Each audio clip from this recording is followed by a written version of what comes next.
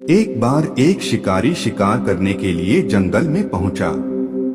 उसने अपने तीर पर बहुत ही खतरनाक जहर लगाया और शिकार को निशाना बना करके उसने तीर को छोड़ा, लेकिन उसका तीर चूक गया और तीर एक पेड़ पर जा लगा।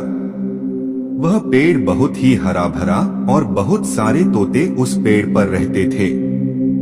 जैसे ही वह जहरीला तीर उस पेड़ पर जाकर लगा, वह पेड़ धीरे धीरे सूखने लगा और उस पेड़ पर जो भी तोते रहते थे वह एक एक करके उस पेड़ को छोड़कर जाने लगे। उस बड़े से पेड़ के कोटर में एक बहुत ही बूढ़ा तोता रहता था, जो बहुत ही धर्मात्मा और अच्छे मन का था। सभी तोते उस पेड़ को छोड़कर जाने लगे थे, लेकिन वह बूढ़ा तोता जाता था, दाना लेकर के आता और उसी कोटर में आकर के बैठ जाता था, परंतु उस पेड़ को छोड़ने को तैयार नहीं था। बूढ़े तोते के साथियों ने कई बार आकर के उसे समझाया कि यह पेड़ सूख रहा है और किसी दिन गिर भी जाएगा, चलो किसी और पेड़ पर चल कर रहा जाए, परंतु वह बूढ़ा तोता वहां से जाने को तैयार नहीं हो रहा था। अब यह बात देवराज इंद्र तक पहुंची। उन्हें बताया गया कि एक तोता है, वह जिस पेड़ पर रहता है उस पेड़ पर एक जहरीला तीर लगने के कारण सूखने, गिरने और खत्म होने के कगार पर आ पहुंचा है, और एक बूढ़ा तोता अभी भी वहीं पर रह रहा है। वह दाना लेकर आता है और वहीं पर रहता है, जबकि उस जंगल में बहुत सारे पेड़ हैं, लेकिन वह उसी पेड़ पर रह रहा है।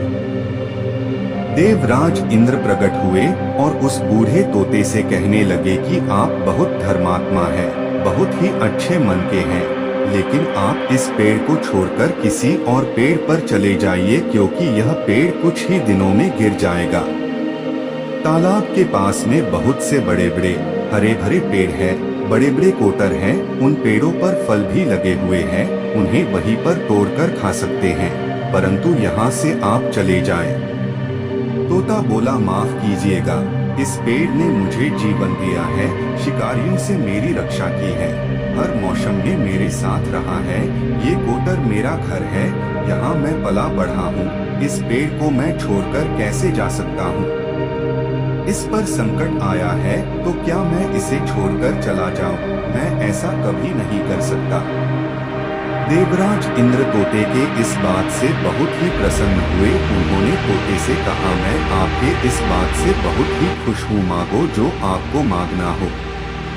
उस बूढ़े तोते ने कहा, मुझे बस इतना मांगना है कि जिस पेड़ ने मुझे जन्म दिया, जहाँ मैं रहा पला बढ़ा, जिसे आप मेरा जन्मभूमि कह सकते हो, आप इसे फिर से वैसा ही हरा भरा कर दो जैसा यह था।